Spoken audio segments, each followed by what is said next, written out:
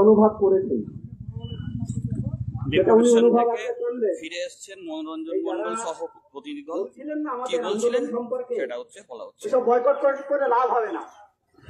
আগামীকাল থেকে সবাই স্কুলে যাবেন, নিশ্চিন্তে স্কুলে যাবেন। উনি আমাদেরকে বলেছেন হাত জোড় করে যে 7টা দিন আপনারা সময় দিতে পারবেন আমাকে। আচ্ছা, আপনারা হাত তুলে বলুন তো, একজন আধিকারিক আমাদের অভিভাবক, আমরা 18 সাল থেকে সময় দিচ্ছি, আর 7টা দিন আমরা সময় দিতে পারবো না? বলুন আপনারা যদি মনে করেন 7টা দিন সময় না দেব, তাহলে আমরা এখানে বসে থাকতে রাজি আছি। কিন্তু 7টা দিন উনি সময় চেয়েছেন।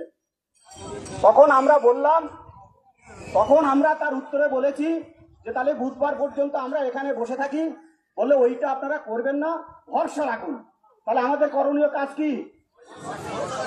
ভরসা রাখা। 7টা দিন কোনো বিরূপ মন্তব্য করবেন না আধিকারিকের বিরুদ্ধে। 7টা দিন ভরসা রাখা যাবে, তাই তো? শুনে রাখুন, এখানে আনন্দের ব্যাপার নয়, আমাদের যন্ত্রণার ব্যাপার।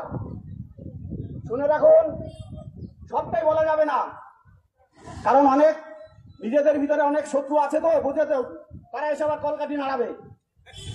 সুতরাং আমি পুরোটা বলবো না।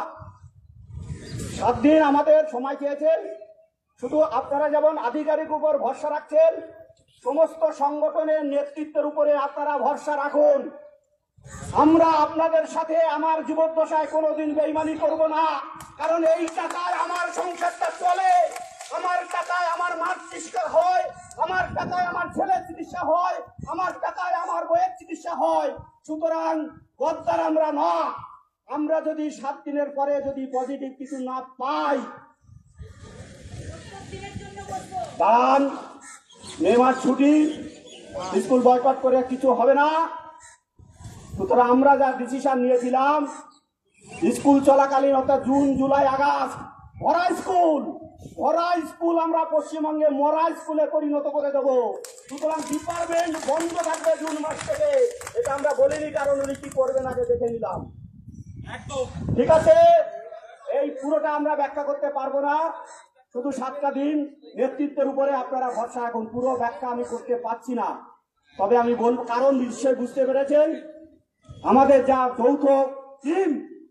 শুনে রাখুন, একদিকে নাজমুল, একদিকে শামীম, একদিকে সঞ্জয়, একদিকে পরিতোষ দা, কৌশিক, এবং ওদিকে আছে অশেষ, ওদিকে আছে মনোজ। এই যে একটা টিম, সর্বশিক্ষার পরিবারের টিম। সুতরাং হাতটা অনেক শক্ত।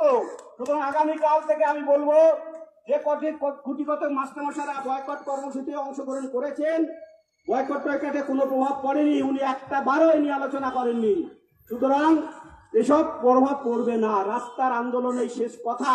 পৃথিবীর আন্দোলনের ইতিহাস যদি আমরা দেখি, রাস্তার আন্দোলন করেই দাবি আদায় হয়েছে। আর আজকে আমরা এই যৌথ টিম আপনাদেরকে কথা দিচ্ছি, আগামী 7 সপ্তাহের মধ্যে যদি 7 দিনের মধ্যে কোনো পজিটিভ সিগন্যাল না পাই, তাহলে আমরা 30 তারিখে ওখানে বসে সিদ্ধান্ত নেব। ওই দিনই আমরা আমাদের কর্মসূচি ঘোষণা করে দেবো। আপনারা তার জন্য তৈরি থাকুন। মাত্র 7টা দিন বাড়িতে আপনারা বসুন, অপেক্ষা করুন। রাখলাম, ধন্যবাদ, নমস্কার। বাকিটা এখন বলবো না।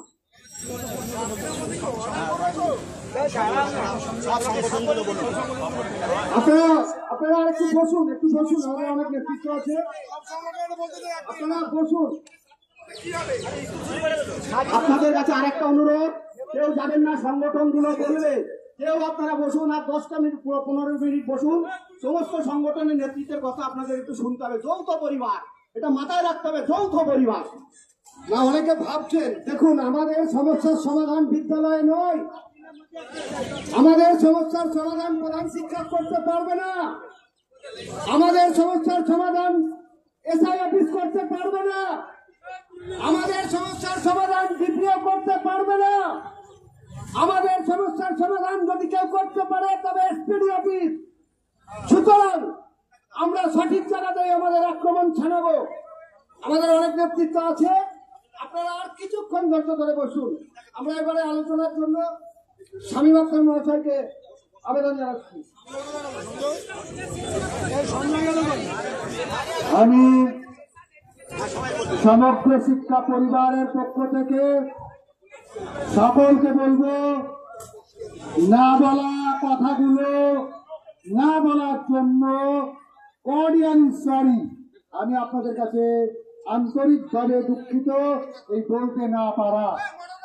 বলতে না পারাটা একমাত্র কারণ যে আমাদের পিছনে ডানে বাঁয়ে সামনে সর্বত্র বিশ্বাসঘাতকদের অবস্থান। আমরা কখনো আমাদের এই পরিবারকে আর নষ্ট হতে দিতে পারি না।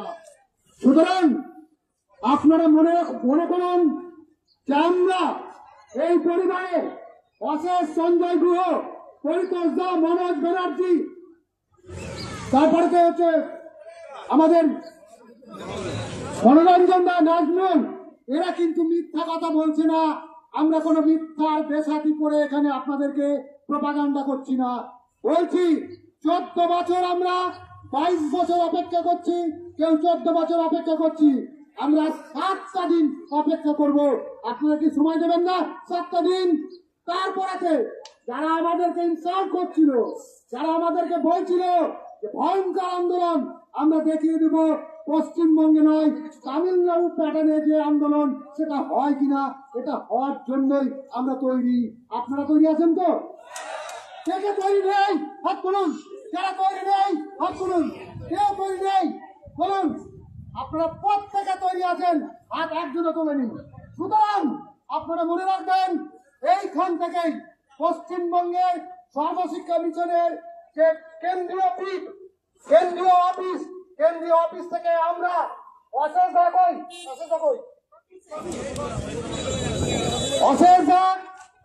পাশে থাকবেন তো? অশেষ দ্বারা আমরা যৌথ পরিবারের সিদ্ধান্ত নিয়েই আমরা ঘোষণা করব 30 তারিখে আমাদের কর্মসূচি। তার জন্য অপেক্ষা করতে হবে। কোনো নাটকবাজি নয়, কোনো ড্রামাবাজি নয়, কোনো অভিনয় নয়। আপনারা সোজা বাড়িতে যাবেন। মনে রাখবেন 30 তারিখে 29 তারিখে স্কুল হয়ে ছুটি হবে, 30 তারিখে ছুটি হবে। সুতরাং আপনার কোনো ধর্মঘটের কোনো কাজ নেই, কোনো মূল্য নেই। সেটা আমরা বলেছি একদম ঠিক আওয়ারে আমরা আমাদের কর্মসূচি ঘোষণা করব। তার জন্য তৈরি থাকবেন। সেদিন কিন্তু আমরা কোনো অজুহাত শুনবো না, অর্থাৎ 3 নম্বর হাত আমরা শুনবো না। এই হাতটা রাখবেন না, দুটো হাত রাখবেন।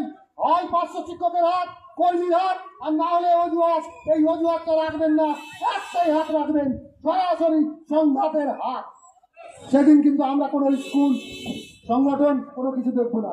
এইটা আহ্বান রেখে সকলকে সংগ্রামী অভিনন্দন জানিয়ে মনোরঞ্জন দা যে ঘোষণা করেছেন সেই ঘোষণাকে সহমত পোষণ করে, ওটাই আমার কথা, ওটাই যৌথ পরিবারের কথা। এই বলে সকলকে সংগ্রামী অভিনন্দন জানিয়ে আমার বক্তব্য শেষ করছি। আমাদের মধ্যে একজন স্পেশাল এডুকেটর, একজন নেতৃত্ব আছেন, কৌশিক বাবু। আমি ওনাকে